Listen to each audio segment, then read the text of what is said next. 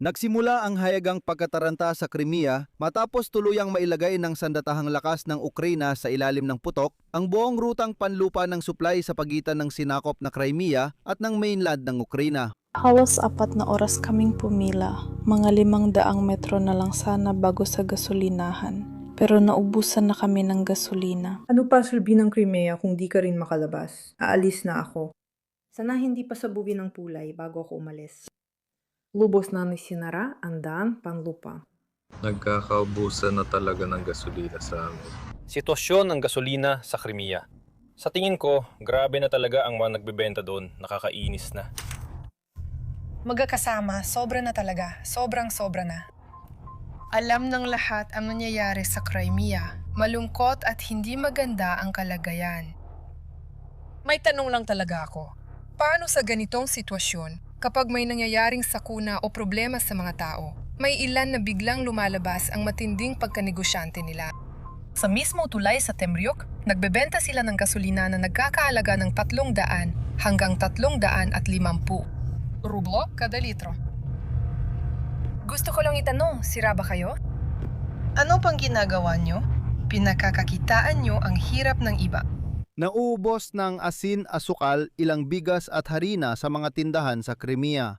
Pabawas na ng pabawas ang gasolina sa mga gasolinahan kaya dinudumog ng mga Ruso ang istasyon ng tren para makaalis ng Crimea at wala na ring turista ron. Ayon sa mga eksperto, hinaharangan ng puwersang Ukrainyano ang ilang tulay sa pagitan ng sinakop na Kherson at Crimea. Sa ganitong paraan, sinisira ng sandatahang lakas ng Ukraine ang mga rutang logistika ng mga Ruso papunta sa peninsula at humahadlang sa karagdagang paglusob ng kalaban. Pero mukhang simula pa lang ito. Naniniwala ang mga analista na ang tuloy-tuloy na pag-atake ng Ukraine ay magpapahirap sa paghahanda ng Russia para sa opensiba at magdudulot ng epekto sa labanan. Ayon sa sandatahang lakas ng Ukraine, matapos malubang pinsalain ng depensa ng Ukraine ang mga tulay papuntang Crimea mula Kherson, nagtayo ang mga mananakop na Ruso ng pansamantalang puntun na tawiran. Bahagya lang itong nalulutas ang problema nila. Ngunit nagdadala rin ito ng panganib dahil mas madali nang sirain ng sandatahang lakas ng Ukraine ang mga tawiran sa mga kilalang lugar. Kaya simulan natin sa nangyayari ngayon sa Crimea matapos masira ang mga supply route mula sa kalupaang bahagi ng Ukraine papunta rito. Sa Crimea na sinakop ng Russia, napansin ang pagtaas ng demand para sa mga pangunahing pangangailangan kaya nagsimulang mawala sa mga tindahan ng asin, asukal, ilang uri ng butil at harina. Ang mga supplier na nagdadala ng mga produktong ito sa pamamagitan ng koridor na panlupa ay nagpapataw ng mas mataas na singil sa paghahatid ng mga produkto papunta sa pansamantalang sinakop na Crimea. Ibig sabihin, may mga produkto pa rin sa pansamantalang sinakop na Crimea, ngunit mas mataas ng malaki ang presyo nito kumpara sa teritoryo ng Russian Federation.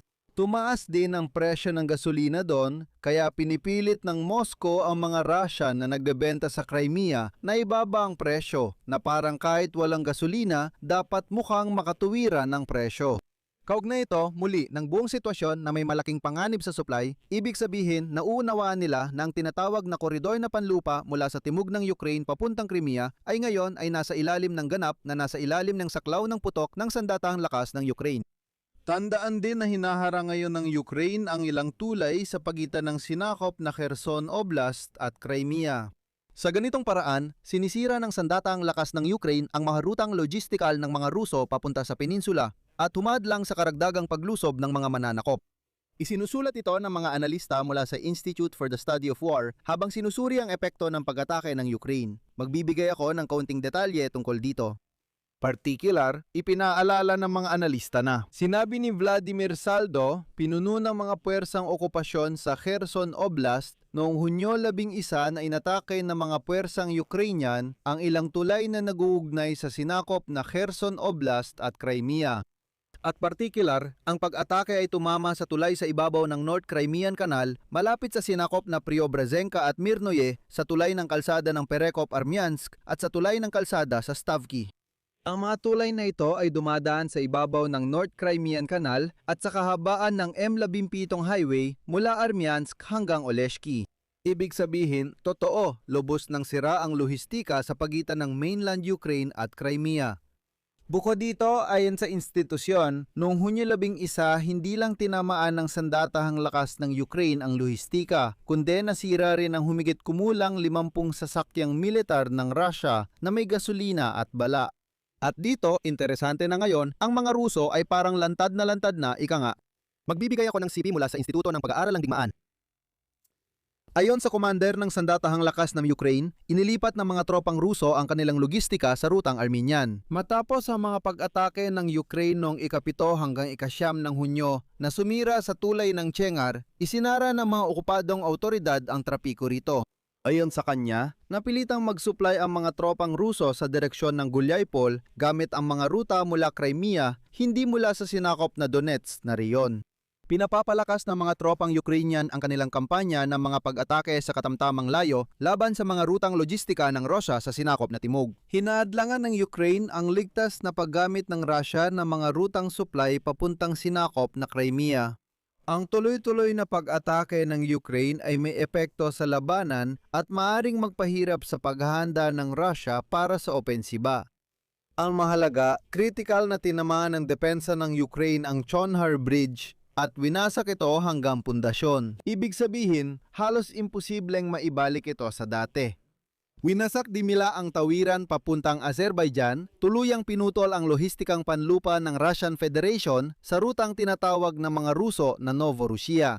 Ayon kay Robert Brody Madyar, kumander ng drone systems ng sandatahang lakas ng Ukraine, seryoso nang ipinatutupad ng Ukraine ang plano para i-isolate o i-blockade ang sinakop na Crimea. Dahil sa mga pag-atake ng Ukraine, sa nakaraang buwan, ang daloy ng trapiko sa kalsadang nag-uugnay sa Rostov-on-Don sa Russia at pagkatapos ay ang mga sinakop na Mariupol, Melitopol at Crimea ay bumaba ng halos 2 katlo, 71% kung tama ang bilang. Ayon kay Madyar, naniniwala siyang sa loob ng susunod na buwan, makokontrol na ng Ukraine ang kalsadang ito at mawawala ang koridor na panlupa. Matapos malubang mapinsala ng sandatahang lakas ng Ukraine ang mga tulay sa Crimea mula Kherson, nagtayo ang mga Russia ng mga ponton at tawiran malapit doon. Alam nyo, kahalintulad talaga ito ng sitwasyon sa Kherson. Naalala niyo ba noong 2022 nang winasak ang mga tulay, sinubukang magtayo ng tawiran ng mga Ruso, binumba ang mga ito kaya napilitan silang tumakas. Ang paggawa ng mga ponton na tawiran ay bahagyang nalulutas lang ang problema ng mga Ruso at nagdadagdag pa ng panganib.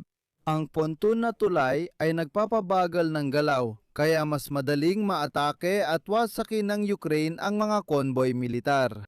Ibig sabihin, malinaw ang target. Pumapasok ang mga sasakyan sa ponton, tinatamaan ng paulit-ulit, kaya kayang magbantay ng mga drone maghapon at magdamag. Ayan, mahalaga ring banggitin ito. Sa Kremlin, kitang-kita nila ito, nagpapanik at nagagalit. Inanunsyo ni Vladimir Putin, diktador ng Russia, ang mas pinaigting na pag-atake sa Ukraine kasunod ng mga kabiguan ng Russia sa frontline. At kahit na ang Russia mismo ang agresor, patuloy pa rin ang pagtaas ng tensyon, kalbong walang kwenta at kabiguan. Tinawag na maruming walang kwenta na si Vladimir Putin ang mga ito bilang mga aksyong ganti. Habang binabanggit ang pag-atake ng Ukraine sa mga pabrika ng militar, industriya ng langis ng Russia at sa Crimea, tiniyak ni Putin na mabilis na naibabalik ang mga pasilidad na ito. At dahil dito, wala raw talagang problema. Sabi niya, ano ngayon kung winasak ang mga refinery ng langis natin? Sabi niya, wala raw problema doon. Heto ang kanyang sinabi. Hindi sila makakapagdulot ng malaking problema sa atin. Ang susunod nating gagawin ay sagutin sila ng tama at gagawin natin ito. Lalakas pa ang ating pag-atake sa infrastruktura ng kalaban upang mawala ang kanilang balak umatake sa ating mga pasilidad na sibilyan.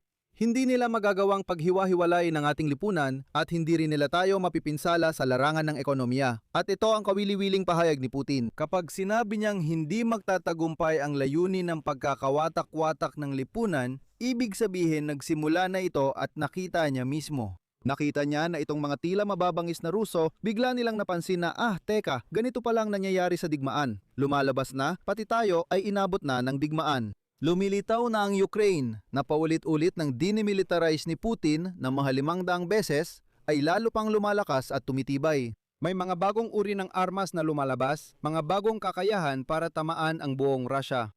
O sige, dito ko natatapusin mga kaibigan. Isulat ninyo ang inyong opinyon at mga konklusyon sa mga komento sa ilalim ng episode na ito. Mag-subscribe kayo sa channel, pindutin ang kampanilya at huwag kalimutang mag-like. Kung gusto ninyong mag-subscribe sa Ukrainian YouTube channel ni Alexei Pechi, nasa video description ang link. Ingat po kayo. Paalam.